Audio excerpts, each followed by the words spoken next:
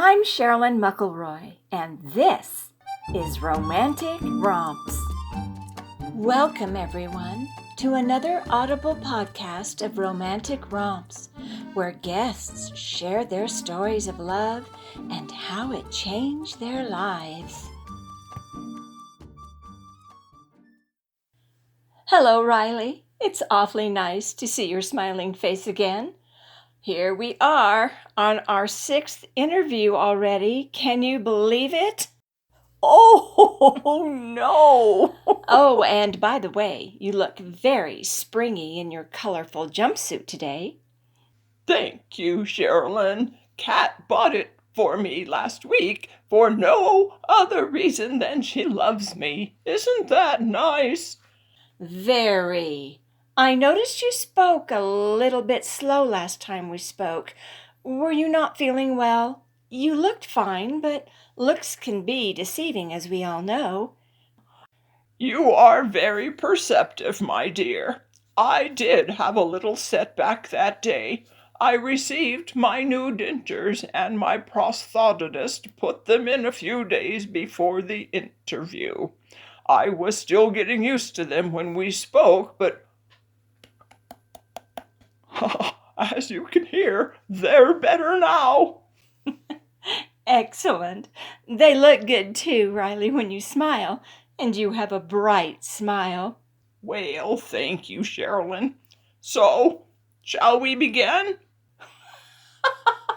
I think that's my line. Oh, my goodness, so it is. All right, Riley. Shall we begin?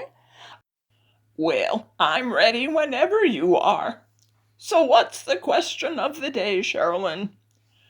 Actually, I would like to know when and how you met your husband, Sherman. Oh, Sherman. It's so nice to think about him. Anyway, to answer your question, in my after-college days, finding a job of substance wasn't the only challenge I incurred. My love life fell into the same problematic category. I should have pursued a degree that focused on animals instead of the Bachelor of Arts degree I earned. Why, you ask? You didn't ask, but I'll tell you. Because I dated a jackass, a cheetah, a pig, and even though it's outside the range of animals, but just as confounding, an octopus.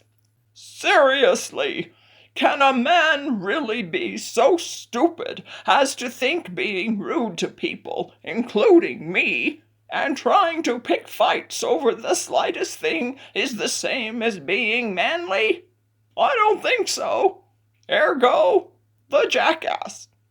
Or the next one was the cheetah, who thought I'd never find out he was cheating on me with 3 other women when he and I were supposedly in a monogamous relationship.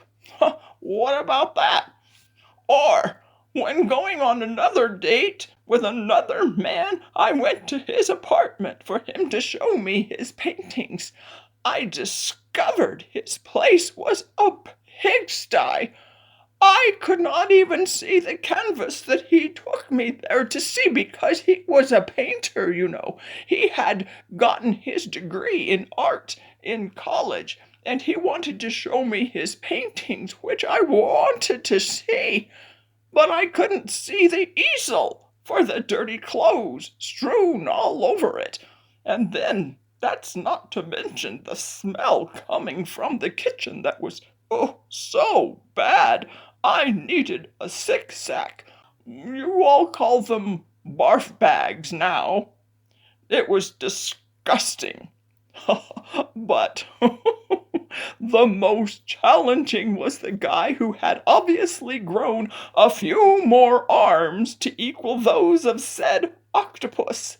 I swear his hands were all over me.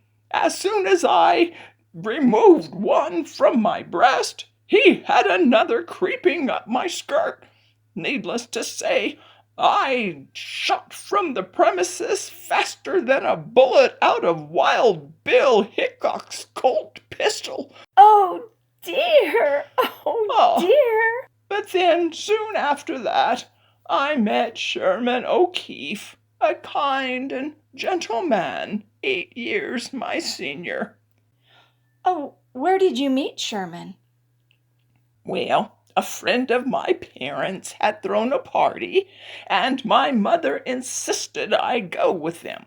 She thought I needed a break from the dating world. And so I went begrudgingly, and was damn glad I did, because Sherman was there, and I literally bumped into him, spilling my martini all over his blue suit. If there had been a hole nearby, I would have crawled into it.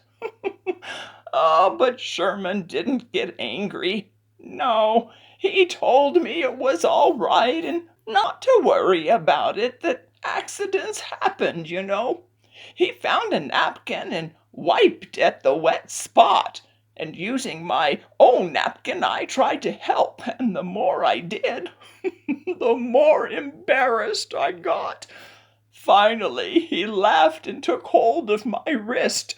The moment I locked eyes with him, I fell into a trance over how handsome he was in a rugged way. When he looked at me, he told me to stop rubbing on his suit because I was wearing a hole in the material. And his eyes sparkled when he told me that. Oh, well, all I remember was stumbling over my words and apologizing. His infectious laughter calmed any trepidations I had. But when he touched my shoulder, well, that was when I fell head over heels in love with him. His touch went straight through the material of my dress. It touched my skin and my heart. I knew at that moment I had a strong initial attraction to him, and I also decided at that moment he was the man who would be my future husband. We dated for a while, then my last name, hooray, changed to O'Keefe, and the rest, Sherilyn, is history. That's one way to meet a man, Riley. Spill a drink on him. Hey, if it works, which it did, then that's okay. The stars seem to have been aligned for you. Well, yes, they were. But anyway, that's how I met Sherman. Yeah, that's it. Okay, Riley, I'd like to thank you for sharing that with us today. You're welcome, Sherilyn. So, what are we going to do now? Are you going to read the chapter 4 next? Yes, I am. I have the manuscript handy, and I shall get right after it. All righty then. Get going, young lady. All righty, Riley, right away. I'd like to thank Riley and my listeners for joining me today, and I hope you all return for the next episode of Romantic Romps with our featured guest, Riley O'Keefe. Until next time, ta for now.